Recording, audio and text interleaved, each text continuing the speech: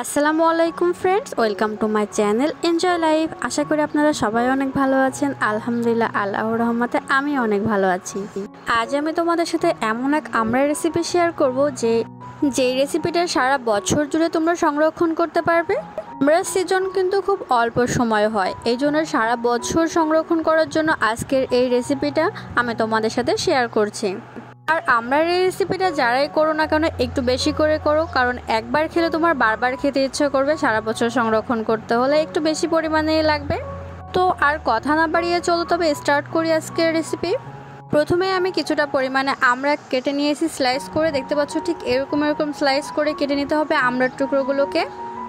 আমড়ার স্লাইসগুলো একটু চিকন করে করতে হবে যাতে ফ্লেভারগুলো খুব ভালো করে ঢুকে যায় আর মুখে নেওয়ার সাথে অসাধারণ একটা ফিল পাওয়া যায়। সাথে থাকছে ধনিয়া, জিরা, পাঁচফোড়ন এবং শুকনা মরিচ, রয়েছে রসুনের কোয়া, আদা বাটা, সরিষা বাটা। চুলায় প্যানটাকে বসিয়ে মশলাগুলোকে হালকা একটু গরম করে নেব যাতে এতে আলাদা এক্সট্রা একটা ফ্লেভার পাওয়া যায়। এরপর মশলাগুলোকে গুঁড়ো করে নিতে হবে।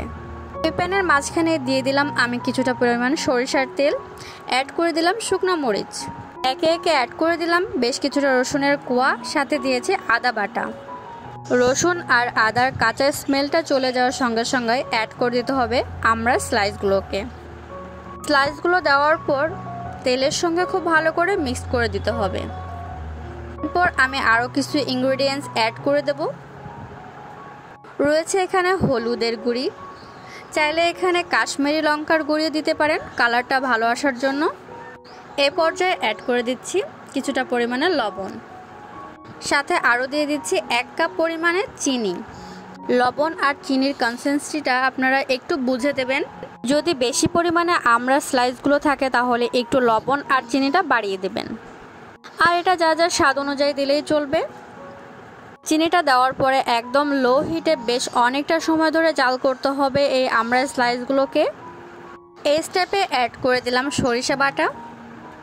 এবারে লাস্ট অ্যান্ড ফাইনাল ইনগ্রেডিয়েন্টস আমি অ্যাড করে দিলাম সেই ভাজা তেলে নেওয়া মশলাগুলোকে।